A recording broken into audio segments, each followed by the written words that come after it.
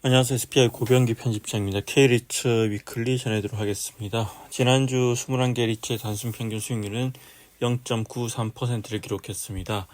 오랜만에 반등에 성공을 했는데요.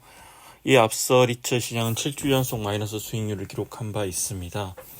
대선 이후로 코스피가 가파른 상승세를 보이고 있는 가운데서도 리츠 시장은 지지부진한 모습이 이어졌는데요. 오랜만에 코스피와 동반 상승하는 모습을 보였습니다. 지난주 코스피 지수 같은 경우는 1.12% 상승하면서 전주에 비해서는 상승폭이 줄었지만 강세를 계속 이어갔습니다. 이 최근 리츠 시장 같은 경우는 상장 지수 펀드 ETF 리밸런싱 영향을 상당히 강하게 받았는데요. 편입과 편출 종목의 희비가 크게 엇갈리는 모습을 보였고, 아무래도 ETF 순자산 총액 규모가 두 개 합쳐서 1조 원에 달하는 타이거 리츠 부동산 인프라 ETF와 코덱스 한국 부동산 리츠 인프라 ETF 리밸런싱이 동시에 진행되다 보니까 리츠 시장에도 큰 영향을 미쳤습니다. 특히 이제 올해 들어서는 이제 ETF가 이제 투자할 수 있는 이 재간접 리츠 투자가 허용되면서 이제 이지스밸류 플러스 리츠가 리츠 ETF의 새로운 종목으로 편입이 됐고, 이에 따라서 기존에 편입되어 있던 대형 리츠 종목들이 주가가 빠지는 모습이 나타났습니다. 다만 이제 이 ETF 리밸런싱이 마무리됐기 때문에 전반적으로 앞으로도 대형 종목 위주로 반등세를 보일 것으로 예상이 됩니다. 지난주 시장에서 주목했던 지표는 이제 미국 연방준비제도 이사회가 이제 중요하게 보는 금리 정책 결정 시 중요하게 보려는 개인 소비 지출 PCE 물가 지수 발표가 있었는데요. 미국 상무부는 지난 26일에 이제 5월달 PCE 물가 지수가 전년 동기 대비해서 2.3% 상승했다고 발표를 했고요. 블룸버그가 집계한 시장 전망치에 부합한 수치이고, 전월 대비로는 또 상승했던 수치입니다. 그리고 전월 대비로 보면 0.1% 올라서 전망치와 직전월 상승률과 동일한 모습을 보였습니다. 그리고 변동성이 큰 식료품과 에너지를 제외한 근원 PC 같은 경우에는 전년 동기 대비 2.7% 상승해서 전망치와 전원 상승률 모두 떠올랐고요. 전월 대비로도 0.2% 올라서 전망치와 전월 상승률을 모두 웃돌았습니다. 그리고 지난주에는 제롬 파월 연준 의장의 의회 청문회에 출석해서 이제 발언을 하기도 했는데요.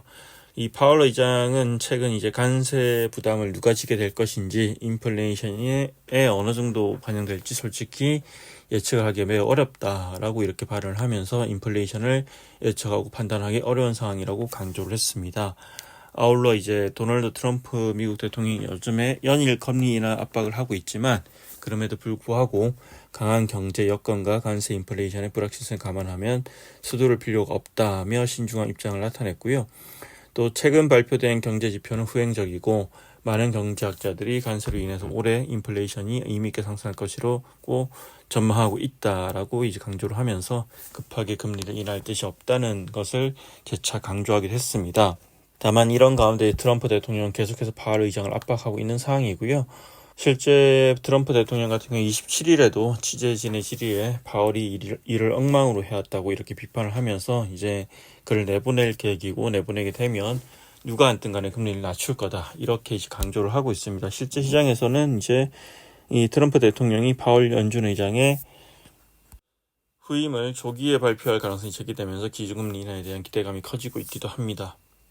개별 리츠 소식을 좀 보겠습니다. 지난주 같은 경우는 전체 21개 리츠 중에서 12개 리츠 상승을 했고 7개 리츠가 하락을 했는데요. 가장 큰 폭으로 오른 리츠가 신한 알파 리츠였고, 한 주 동안 5.4% 상승하면서 오랜만에 상승세를 보였습니다. 그리고 SK 리츠, 코란코 다운 리츠, 롯데 리츠, 하나 리츠, 코란코 라이프 인프라 리츠가 모두 3% 이상 강세를 보였고요.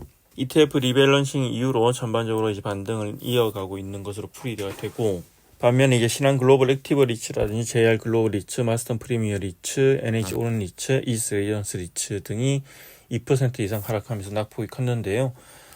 신한 글로벌 액티브 리츠를 제외하면 대체로 배당락이 있었던 종목들이 낙폭을 키웠고요. 실제 이리츠 코크랩, 롯데 리츠, 이지스 레전스 리츠, JR 글로벌 리츠, NH 오른 리츠, 신한서부 T&D 리츠 등의 배당락 1위였던 지난 27일 날 리츠 주가는 하루 동안에만 0.7%를 하락하기도 했습니다. 그리고 마스턴 프리미어 리츠 같은 경우에는 지난 27일에도 장중에 주가가 1410원으로 하락하면서 다시 한번 52주 신저가를 기록하기도 했습니다. 지난주에는 이제 2018년 이후로 상장하는 22번째 리츠가 될 수 있는 대신 밸류 리츠 공모 청약이 있었죠. 대신 밸류 리츠는 오늘 7월 10일에 이제 유가증권시장 상장을 앞두고 있는데요. 지난 23일, 24일 양일간에 걸쳐서 일반 투자자 대상으로 진행된 공모 청약을 진행을 했고 6.38대 1의 경쟁률을 기록했습니다. 공모가액 5천원으로 진행된 청약에 청약 전거금이 1,230억 원 이상의 자금이 몰렸고 청약 건수는 17,613건을 기록하면서 대체로 선방했다는 평가를 받고 있습니다. 이 대신 밸류 리츠는 이제 대신 파이낸셜 그룹의 본사 사옥인 을지로 대신 343을 기초자산으로 하는 오피스 리츠고요. 스폰서인 대신 파이낸셜 그룹의 적극적인 지원과 금리 인하, 정시 호조 등 우호적인 시장 분위기에 힘입어서 전반적으로 순조롭게 상장 전 절차가 마무리된 것으로 풀이됩니다. 마지막으로 마스턴 프리미어 리츠 IR 행사 관련 소식으로 마무리를 하겠습니다. 지난주에는 한국 리츠협회 주관으로 이제 마스턴 프리미어 리츠 IR 행사가 있었는데요. 최근에 이제 하나자산운용에서 하나리츠를 운용하다가 마스턴 투자운용으로 이직한 최원 본부장이 처음으로 공식적인 자리에서 참석해서 이 마스턴 프리미어 리츠 항해 계획에 대해서 설명을 했는데요. 이 마스턴 프리미어 리츠 간단하게 설명을 하면 이게 지난 2022년 5월에 상장한 리츠고요. 프랑스 파리에 위치한 오피스 크리스탈 파크와 프랑스 노르망디와 남프랑스에 위치한 아마존 물류센터 그리고 인천 항동에 위치한 물류센터 4개 자산을 기초자산으로 하는 리츠고요. 지난해 이제 신규 자산 편입을 통해서 포트폴리오 재편을 추진하기도 했으나 투자자들 반대에 부딪혀서 무산된 바 있고 또 작년 말에는 대출 상환을 위해서 유상증자를 추진하는 과정에서 투자자들과 갈등이 불거지기도 했습니다. 당분간 신규 자산 편입과 유정을 추진하기는 상당히 어려운 상황인데요. 전체적으로 이제 주가 반등을 위한 적극적인 운용 전략을 펼치기가 마땅치 않은 그런 상황입니다. 그러다 보니 지난 27일 기준으로 종가 기준으로 주가가 1,418원인데 2018년 이후 상장된 21개 리츠 중 가장 낮은 수준이고요. 다만 이제 이날 IR 행사에서 최원 본부장은 현재 평가 가격을 반영한 주당 순자산 가치는 약 3,352원 수준이다. 이렇기 때문에 현재 주가 고려 시 자산 가치 대비 저평가된 상황이고 자산 매각 가시화 및 부동산 가격 회복에 따라 주가 상승 여력이 충분하다고 이렇게 강조를 하기도 했습니다.